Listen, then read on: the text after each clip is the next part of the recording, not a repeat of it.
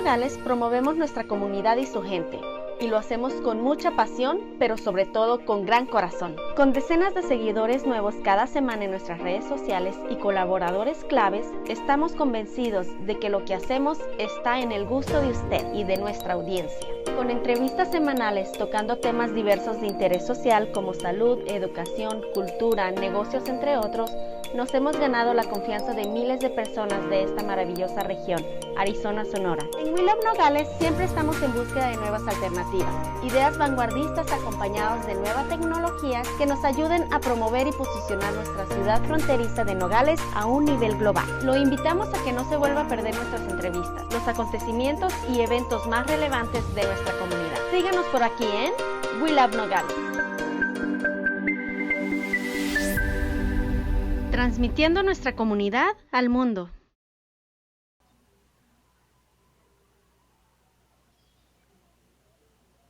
Thank you everyone so much for joining us on this week's segment of Transforming Trauma, Transformando Trauma. Last time we had an amazing presentation. You can find it on We Love Nogales page. We're on Roku, on Spotify, on Facebook, all that good stuff. Today, I'm so excited to have Miss Angie Burleson with us. Angie, if you want to introduce yourself, a little bit of who you are, what you do. Yeah, absolutely. Thank you for having me. My name is Angie Burleson, and I am project director for the Arizona Adverse Childhood Experiences Consortium, or ACEs for ACEs for short, ACEs Consortium. And we work with Circles of Peace in some of their trauma-informed programming. Our goal is really to help get the information up about childhood trauma and the effects that it has not only on children, but also on adult health across the state of Arizona, and just kind of organize the different organizations that are all working on it so we can all work together collaboratively instead of the silos that, historically we've been working in. Yes, thank you so much. We've appreciated your collaboration. One of our directors actually on your board, yes.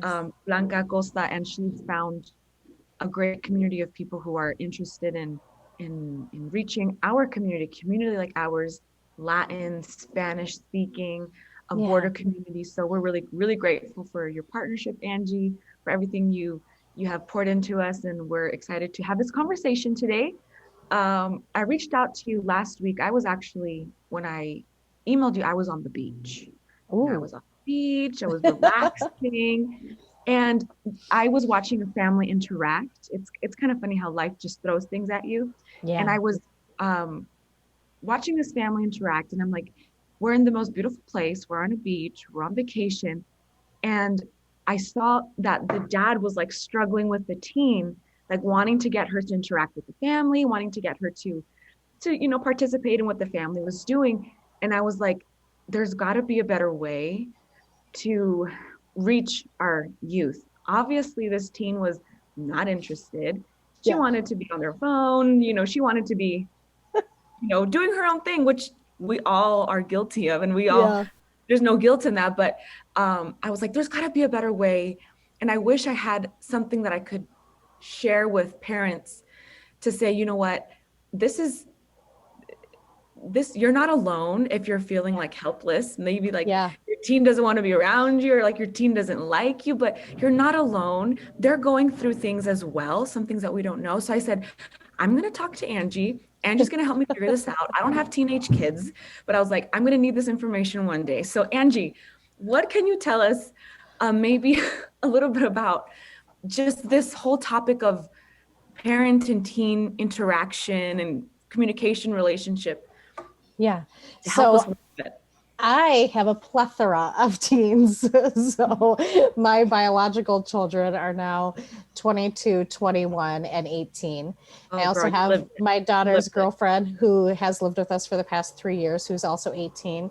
My niece, when she turned 18 in March, recently moved out, but she lived with us for the year and a half. So at one point we had last year 3 17-year-old girls. And And then I have younger ones. Then they're like 9 and nope, just turned 12 and 8. So, and then we've had other ones that have come in and have that have stayed with us for a time. Okay, so I came to the right person. Yeah, so like teens, and they're my favorite demographic. And there's not a lot of people that say that, but teens are legit my favorite demographic. I love teens because one, they're figuring out who they want to be in adulthood, right? Yeah. But it's also a really precarious time because their brain is hardwired to take risks as a teenager. That's what their brain is telling them to do.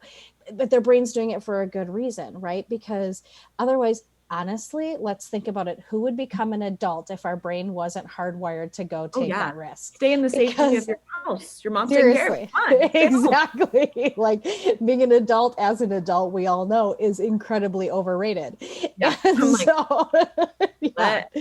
I get Starbucks every day, but I have to pay for it? What? Exactly. And so they're caught between this. My brain says, I need to go and I want, I need to become an adult, but I'm still a kid and I'm still figuring it out. And I don't quite have the tools right now to be able to do it.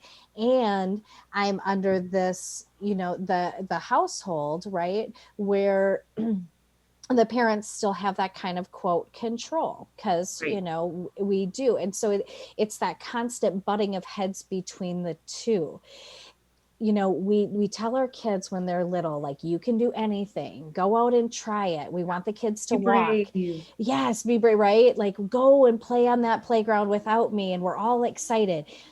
And then something happens and the kids turn to be about 10, 11, 12 years old and parents go, they're growing up and I didn't think it was going to go this fast. And I only have a few more years with them. And there's all of these different dangers that are around. And now my kid's in middle school and now my kid's going to high school.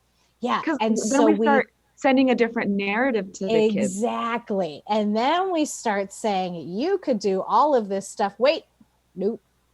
Now that they actually have the ability to go do it because they have the tools that they need to go do it, we're telling them they're not ready. At the same time, their brain is like, this is what I'm supposed to do, right? I'm supposed to figure out what it is going to be like as an adult. What are the skills that I need to be an adult? I used to say when my big kids, were a little bit younger is, I'm not raising kids, I'm raising adults. And that's what I'm doing as a parent. And it's hard because what it does for me as a parent is I have to step back and I have to allow them to make some really pretty decent sized mistakes, And I think in our culture, we, no, I don't think I know, firsthand experience living in this culture, and I'm sure you can identify, but our parents, we are taught that our parents know best. Many times they do, but we reach an age, and we were actually having this conversation here at work recently where it's like, these kids nowadays want to get the information from TikTok. Yeah. And, my grandma used to tell me the way to do things. And now we've found out that a lot of the ways and the things that our parents told us in their best intentions, they weren't right. And I think we're at a really crazy spot in history right now where kids are actually really, really smart. Oh, absolutely. I thought I was smart, but these kids are smart and they will Google information.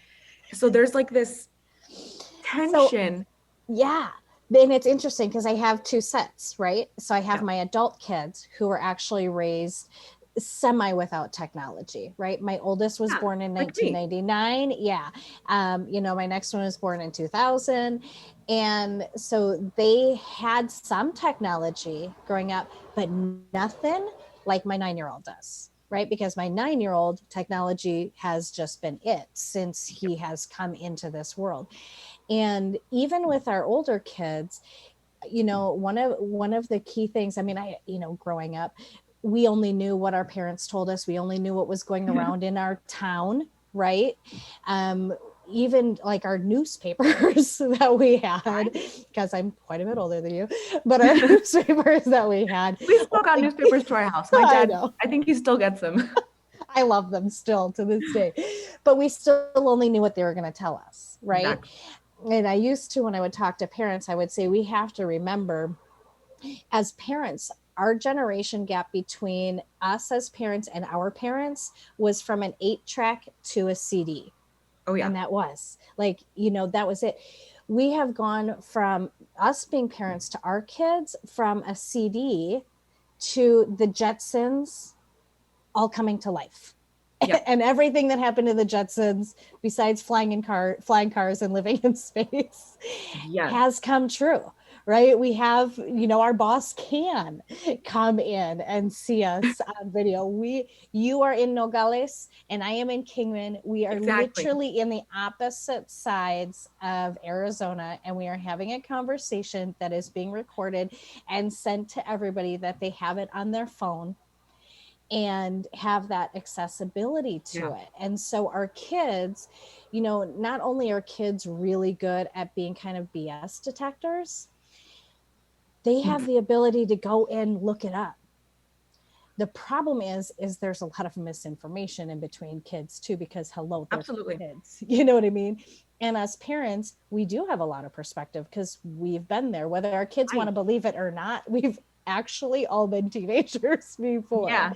You know, and so we're kind of in this conundrum where we want to parent and we want to say, oh, don't do this, it's so dangerous, but yet they have evidence and their perception is, I see this person doing it, I see that person doing it, I see this over here, I see that over here.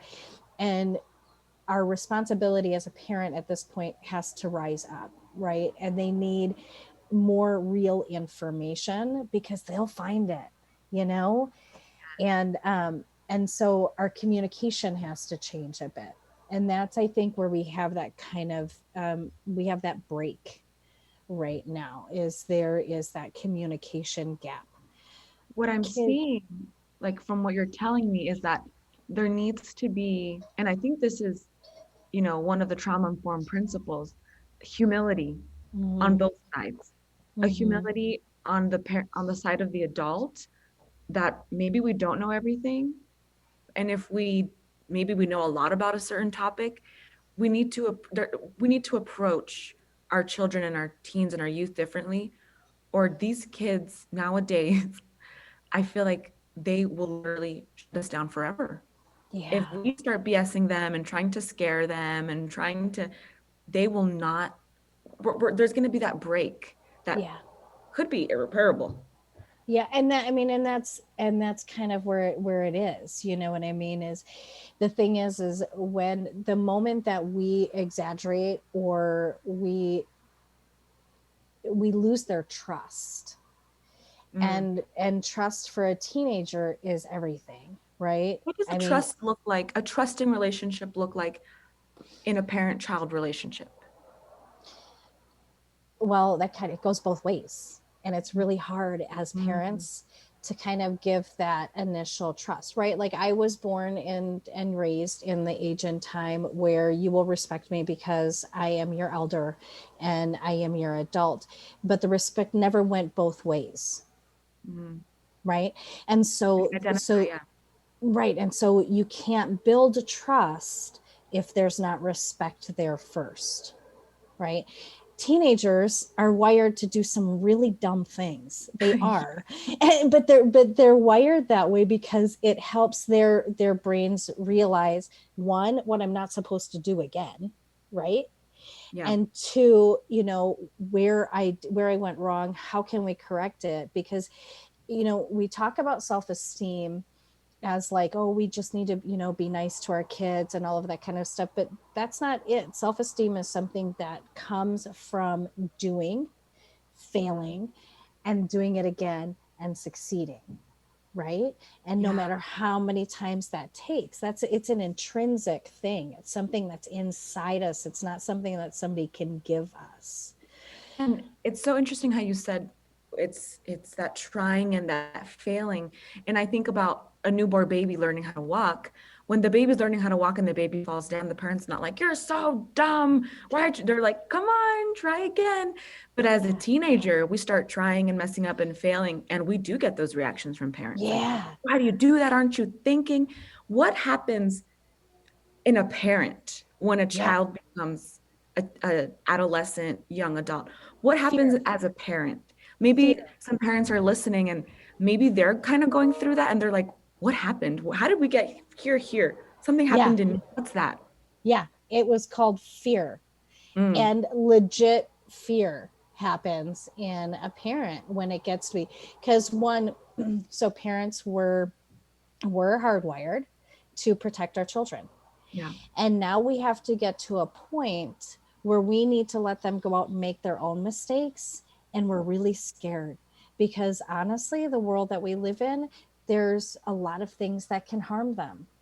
And so we as parents let our fear override what our natural parenting things would be, which is to, help them make those mistakes right. And just support them through those mistakes, not enabling them through the mistakes, letting them feel the natural consequences of the mistakes, letting them feel our consequences of the mistakes, right? That's actually what creates safety. So in a trauma-informed way, a lot of times it gets a little bit misconstrued that, if they've made a mistake, that maybe we shouldn't, have a consequence for that. That actually works against trauma-informed principles, because in the principles in creating safety is you need to be predictable, right? And in that predictability comes consequences. If this happens, then this will happen, and have that follow through. That gives the guidelines for that brain, right? Now we can take that into the extreme too, where there's so many guidelines and there's so many guidelines rules. within guidelines. Yeah, exactly. That also becomes unsafe, because no matter what you do, you're going to go against one of the guidelines. Right. And then we can't make those mistakes. And then we're left with that trust as a child and parents. Yeah. And then how are we going to know if we fail, if it's okay? If we're not given the ability to fail, right? So we have so many different spectrums there. And as a parent, everything that's running through us is going, this is dangerous. I'm putting my kids in the lion's den and I'm supposed to be okay with it. And honestly, we are. And, you said earlier, maybe we need humility as parents. We do. And you said that maybe we don't know everything. And me as a parent, I'm like, oh no, we know everything. Right? Like, no. Wait. We don't need to share everything. However, talk about that. Yeah. As parents, as parents, we have this thing like, but I've been through it.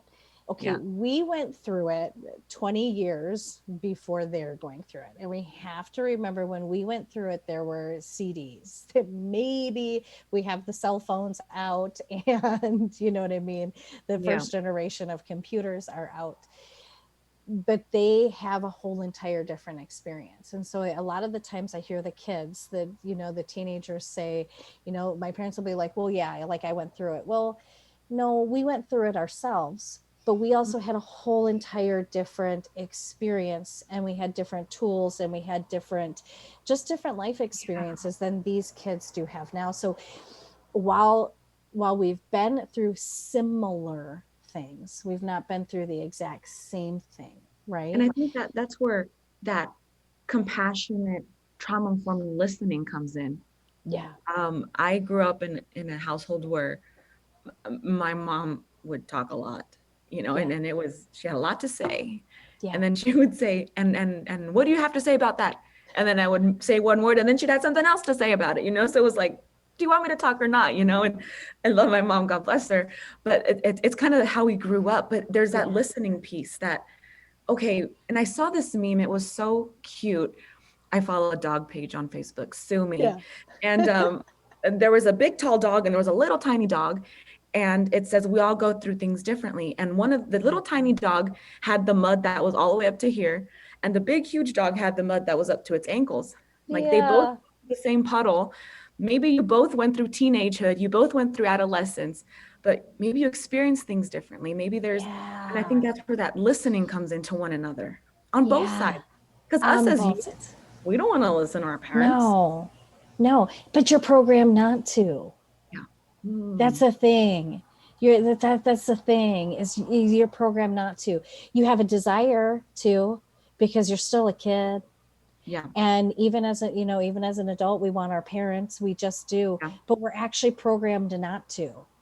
We're programmed to take those risks. We're programmed to start things on our own and do things on our own because that's the natural progression of growing up and becoming an adult. Our teenage years are the time for us to practice being an adult without having the real consequences of being an adult. Does that make sense? Yeah, totally does. So that way we can grow adult muscles. That way, I love that picture that's painted in my mind, that it's like practicing, but like in a safe place. Absolutely.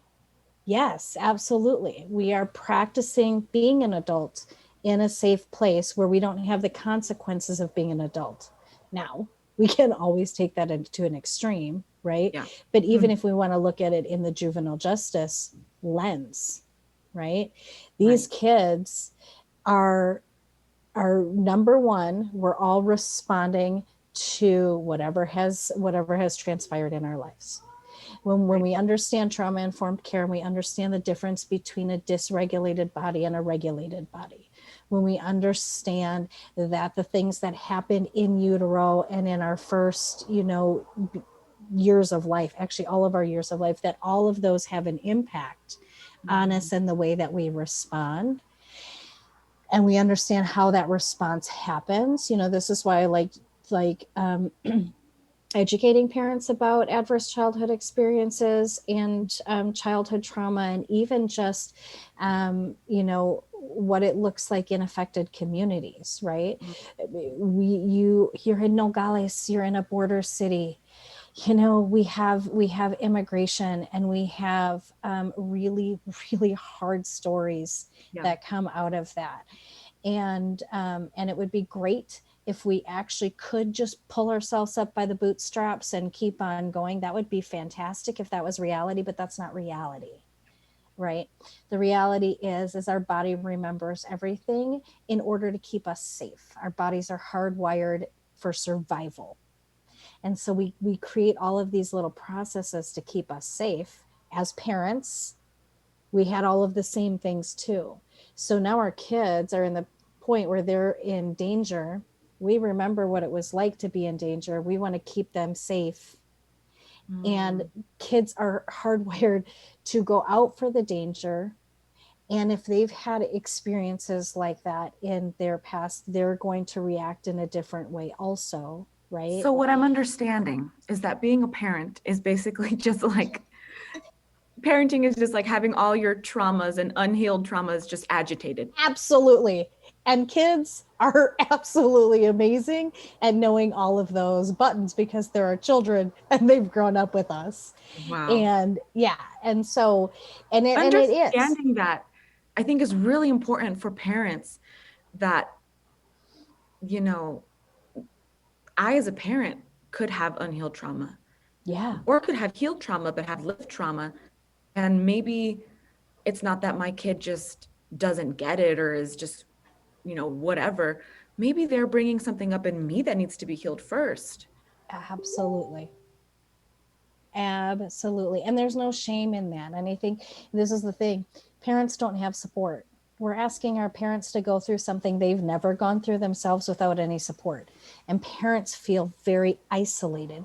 They don't have that community where, especially if they have a child who's struggling, they don't have that community where they can reach out for other parent support.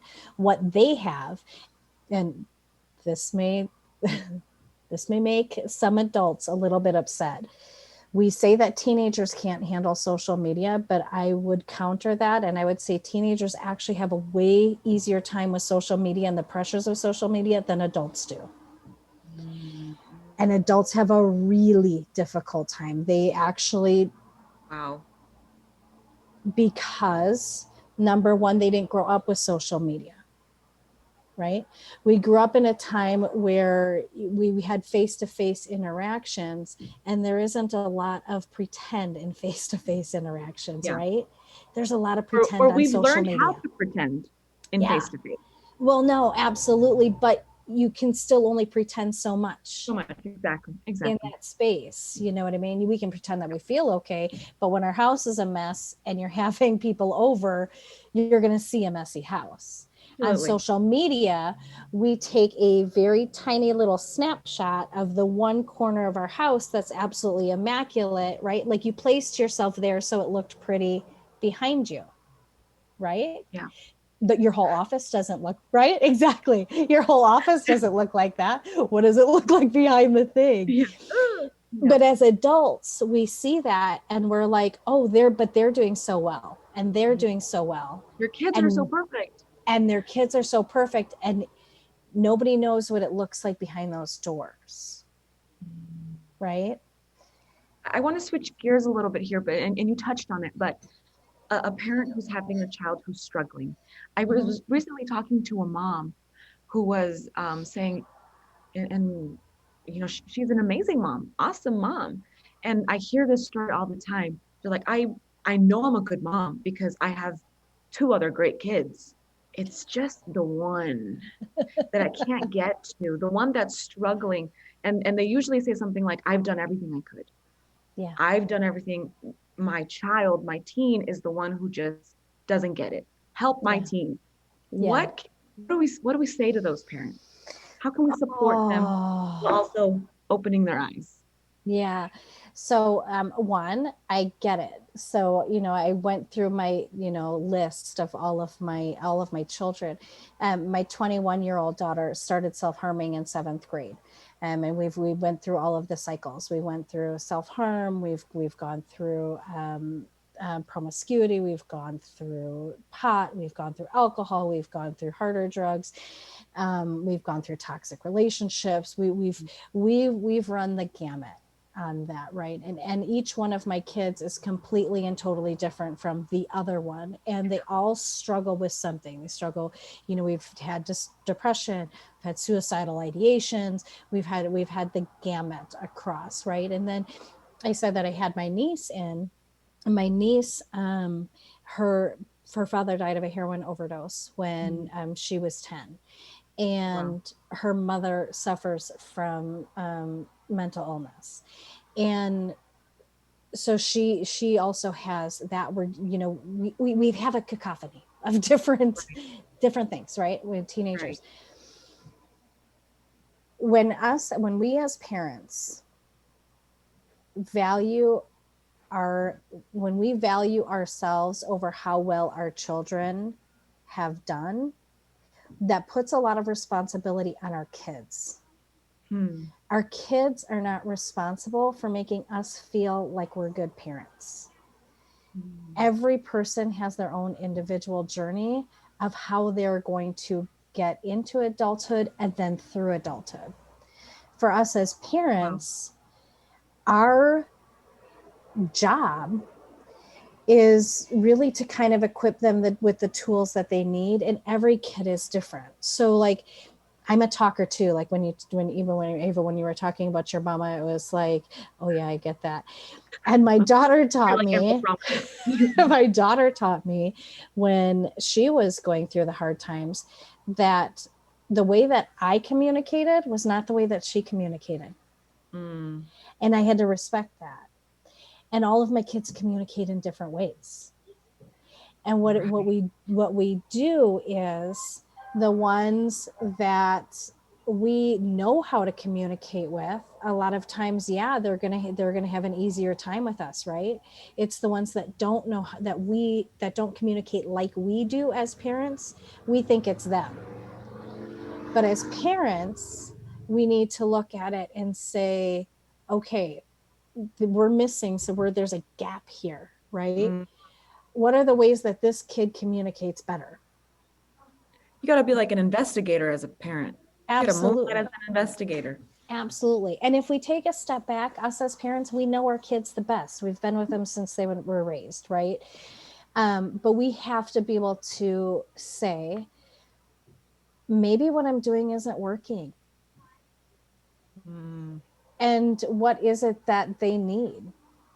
And can I give it to them?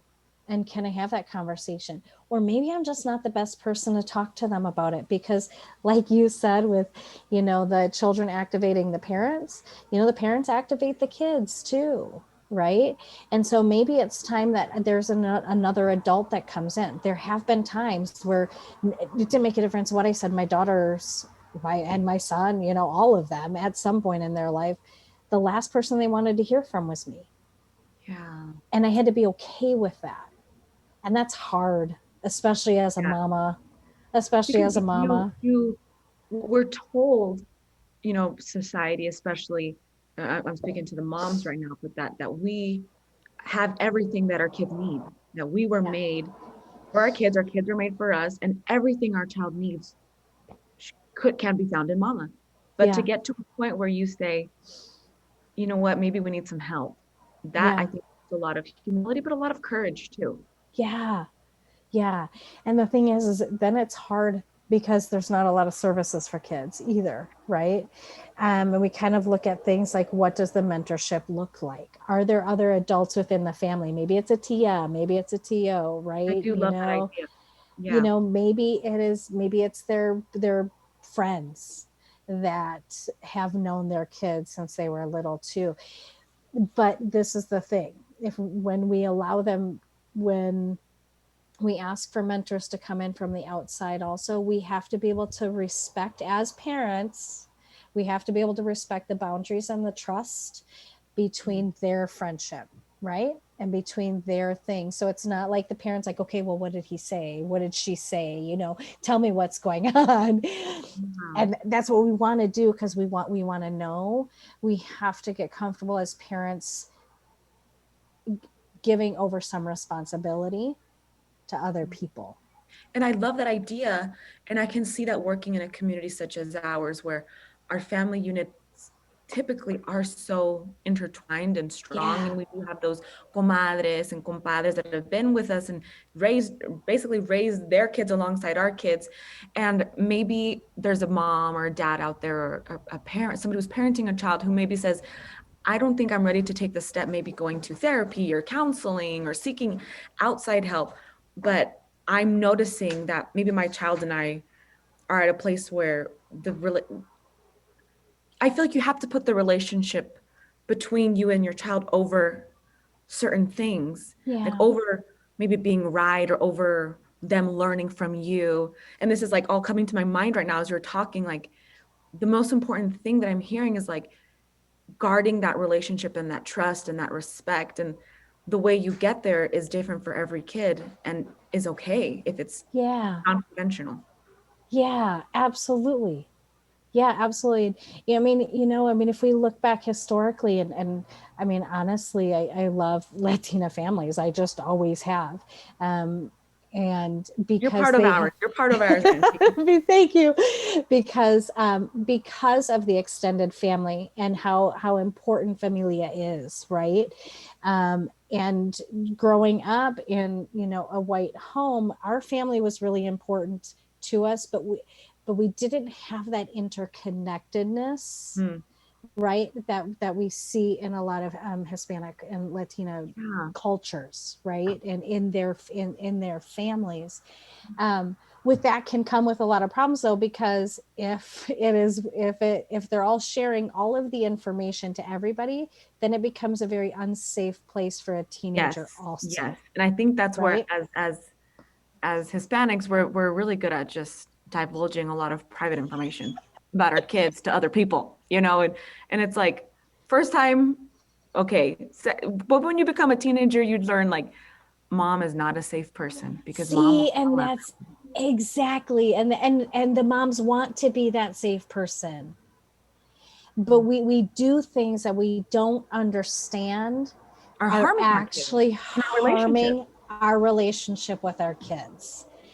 And just because this is the way that it's always been done does not mean that it's the right way. It doesn't. Right. It just means that we were able to get here.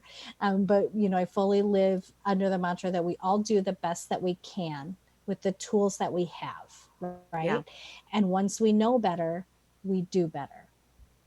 And so if we really want to create trust with our children, there are 4 things we have to pay attention to. Okay. One is no judgment. And that's really hard. But no judgment. A lot of times our kids, they don't want advice. They want to vent. And I think about it like we have to think about it even in the context of adult relationships. If your spouse or your friend, you know, you're having a bad day, Ava, and you go and, you know, you talk to your best friend and all you want to do is just vent it all out. And they're like, oh, well, this is what you should do. Well, right. And how, I mean, and right. If you would do this that way. Yeah. Are you more willing or less willing to have that conversation with them again? Exactly. And teens are the exact same way, right? Validating their feelings. There's a lot of ways that we invalidate their feelings accidentally, and we don't do it on purpose. But, you know, a teen is having a feeling and we say things like, kids have it way harder here. You're lucky for what you have. You should be grateful for what you have. Mm-hmm.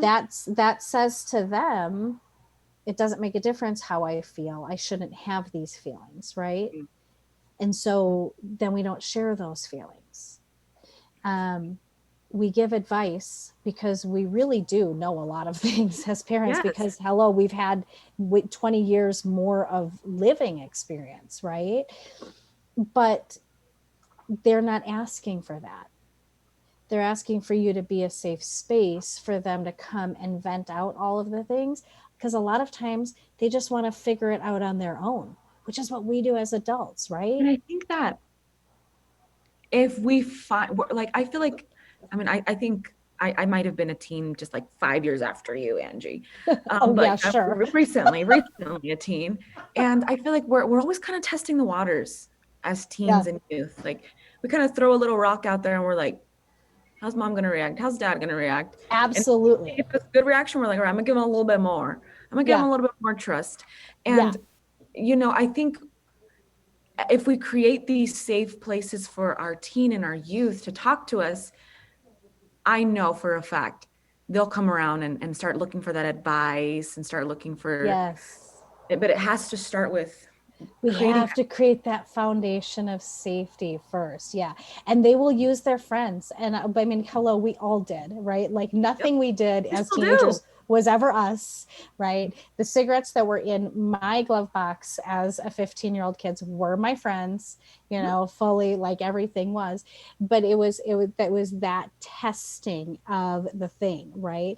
How are my parents going to react to this? To that piece, because that will show me if they're going to react like that about my friend, that's how they're going to react about me.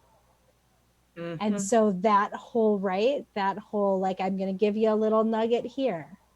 How are they going to react? If they absolutely lose their mind, you can bet that your kid's not going to come to you when things are really hard. Yeah. And it's hard not to lose your mind as a parent, because like I said, we have that fear rolling. Right? That's a dangerous thing for our kids to be in. And I can tell you, I mean, like, so, you know, all of my my 2 oldest kids have gotten in car accidents. My oldest son was 16 driving, and he had his 13-year-old sister with his 12-year-old sister with him at the time. And he totaled my van. And car accident was terrible. Like, I mean, it was a terrible car accident. Both of my kids physically walked away unscathed, right? Still to this day, and my son's 22 years old, so that was 6 years ago. Still to this day, when the phone rings and the kids are out and they're driving somewhere, the first thing is my gut sinks, right? My heart sinks, and I think that something's wrong, because I'm a mom, right? And so I have to fight that urge and I have to understand it. So if we as parents could, one, understand when we're dysregulated, when we're coming from our own fear processes, from our own things of keeping us safe and keeping our kids safe. If we can learn how to get into a regulated state before we have the conversations with our teens, things are going to be so much better, right? But we have to learn about what drives us as kind of parents.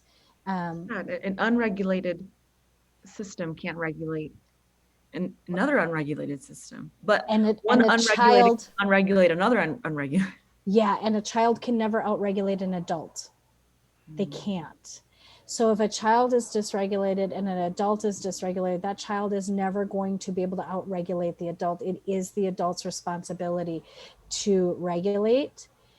So therefore we can have that co-regulation, and that teenager can feel that regulation coming from one side. And it's hard as a parent, and I'm not gonna pretend it's easy. Yeah, we have a program here at Circles called the Nurturing Parenting Program, Crianza con Cariño, and it talks a lot about regulation and communication, and how everything we're doing, we're modeling. Yeah. And I love how this curriculum is written, because it's not written from the perspective of like, as a parent, you need to do this for your kids. It's like, as a parent, you need to do this for you. Yeah. Like, you need to be communicating this way. You need to be showing respect this way. And I love that. We need to regulate ourselves and understand ourselves first. We're actually going to start a class here in a little bit, and we're talking about learning as an adult how to communicate emotions, because I'm modeling that for my kids. Yeah. How can I expect my kids to be these amazing regulators and communicators if all I've ever taught them is screaming, insulting, yelling, slamming the door, and I expect them to do different? Yeah.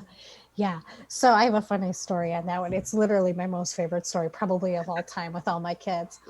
My youngest was about 4 at the time, and he was playing video games. Now, I never played video games with my older kids. Like, we didn't even have a video game system until my son bought his own at 15 or 16, right? So I never played them, and I was terrible, and I mean terrible at them.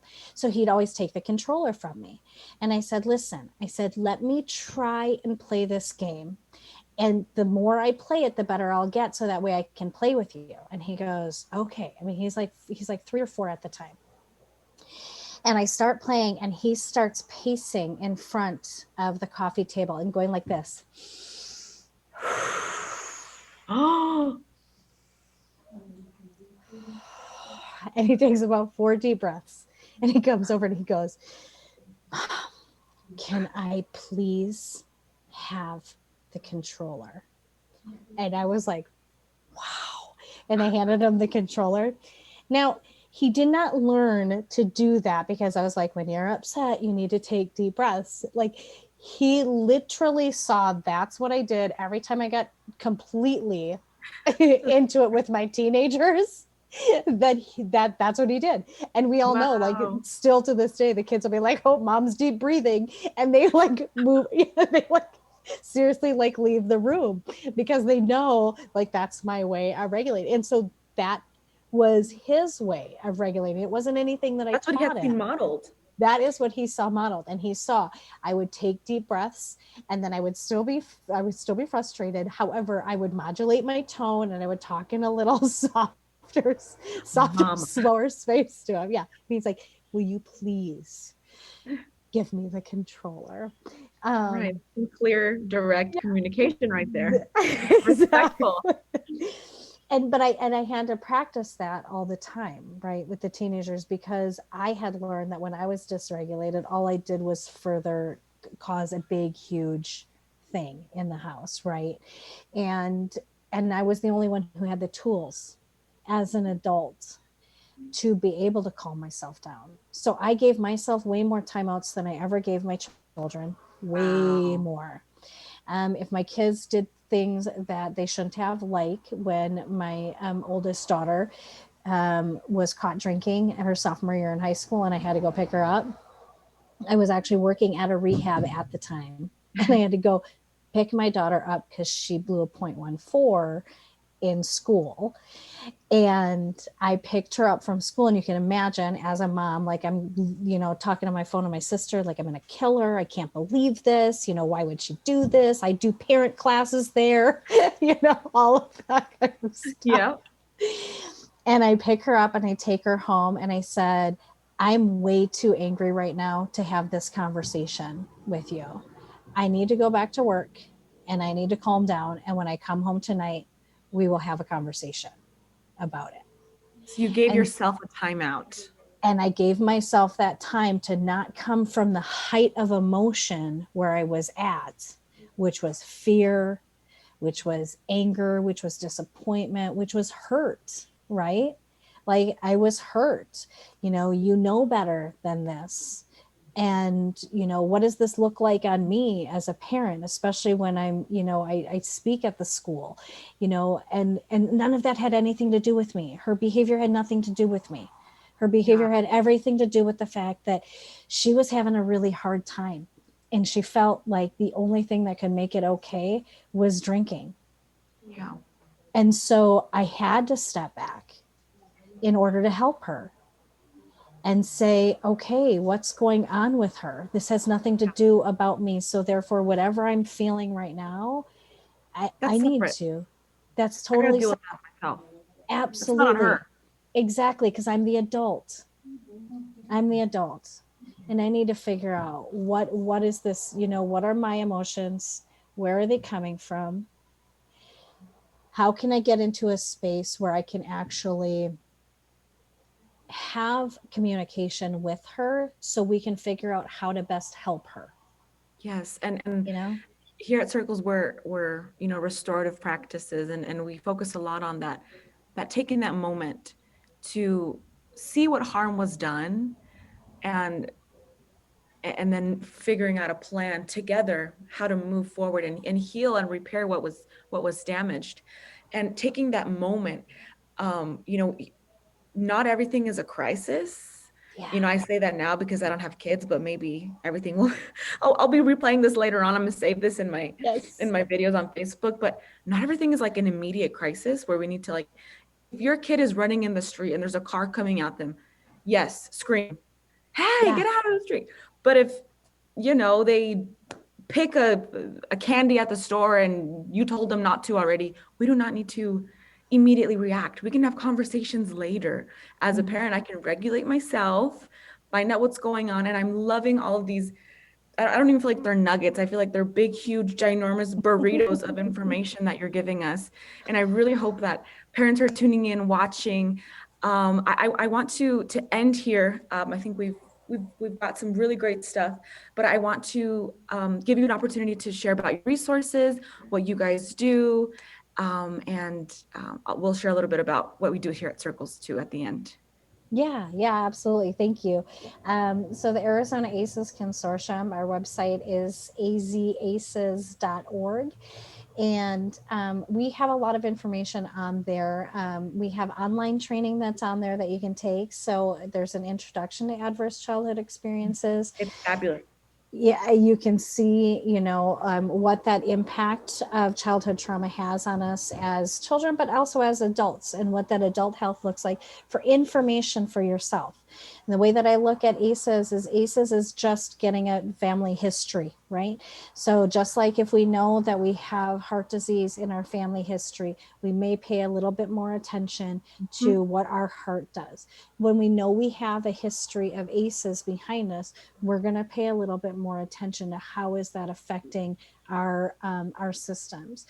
We do have a module on there that is a link between childhood trauma and substance use disorder. I really love that module for everyone, though, because it goes into what your brain does and how your brain responds. And I think that's helps us understand why we may become dysregulated in times like that and respond. And we also, have we meet quarterly, and we have different work groups and things. And we're opening up a rural community work group, which I'm really excited. Sign me up, Angie. Yes. Absolutely, which I'm really excited about because, in the state of Arizona, we have a lot of things that are Maricopa centric. It just is how it is. And although the majority of our people live outside of Maricopa County, it's very isolated, and they tend not to be in policy. And we want to make sure that we're being able to provide the things that our rural communities need. And I spend half time in rural, and I'm even moving even more rural in the next 6 months. So it's kind of one of my taking passions. this into consideration and all of that. Oh, my rural communities are the best. Are you kidding me? I mean, you all are where everything happens. You're where real change can happen because you're invested in your community, and you're invested, in the people in your community. It's not like the big urbans where they all can just go in their house and survive within their own little bubble. That's not how rural communities work. And so that's actually where innovation comes. That's where change comes. It's where a lot of opportunity is. Yeah, and we a lot of, I'm trying, like, my brain is like talking in Spanish. It's pregnancy brain. I get that. Go ahead. My tongue is talking and I don't know what. A lot of our teenagers graduate high school and they leave. They find their wings and they go to Tucson, they go to Maricopa, they go to Phoenix, they leave. So I feel like we are a supplier. Rural communities are the suppliers of really the people who are going to be living and making these larger communities work. Of course, we would wish they would all come back, but it doesn't happen that way. That's not the path of life for everyone. But yeah, thank you for acknowledging us as rural communities and just the beauty and what we add to the big enchilada that is our state. Yeah. We are the delicious salsa. We say down here, if si no me enchile no comí. If I didn't eat salsa and burn my tongue, it's like I didn't eat. And that's who we are. We add that spice, that flavor, that life. So thank you for recognizing us, Angie. Anything else you want to add about ACES Consortium? Maybe a little bit about recovery? Oh, about Arizona Recovers? Yeah. Just any resources you might have for us. Yeah. So for teenagers, if you're a parent who's really struggling, I think really a good place to go is the Partnership for Drug-Free Kids, because they have parent support on there where you can actually talk to a parent peer. So if your child is struggling, especially with substance use disorder, that's a really great place to go to have some kind of education on communication, but also to talk to another parent who's been through it. I love that. Yeah. Great. I'll be sure to link that in here. Yeah. And we're Circles of Peace. We have amazing family and youth programs, evidence-based, Spanish-speaking, English-speaking as well. We have our women support group who's actually about to meet. So those are the voices you hear. And I was turning off the microphone, but I was like, you know what? Why? We are an active place. We have a lot of life coming in and out of here. So it's good that the people see that we're up, we're moving, and we're continuing to serve our community down here on Morley Avenue. You haven't been to our new place, Angie. When all this kind of clears up a little more, you're going to have to come visit us. Yes, absolutely. I would love to. Angie, thank you so much. Muchísimas gracias on behalf of Blanca, our director, and everyone who works here at Circles and all of our partners. Thank you for this awesome conversation. Edgardo, thank you for opening the microphones for us behind the scenes. And we hope to have you back soon and have you down here with us and providing more trainings and just giving us all your knowledge that you have. But I really enjoyed this conversation and I took a lot out of it. So thank you, Angie. Thank you, Ava. Have a good day. You too. Bye.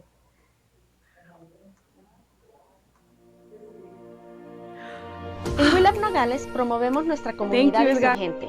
Y lo hacemos con mucha pasión, pero sobre todo con gran corazón. Con decenas de seguidores nuevos cada semana en nuestras redes sociales y colaboradores claves, estamos convencidos de que lo que hacemos está en el gusto de usted y de nuestra audiencia.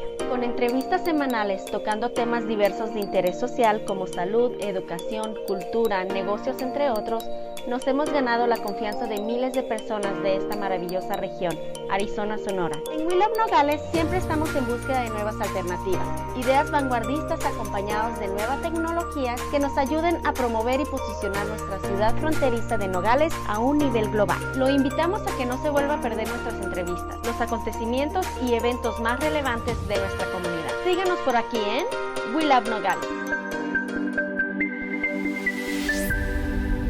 Transmitiendo nuestra comunidad al mundo.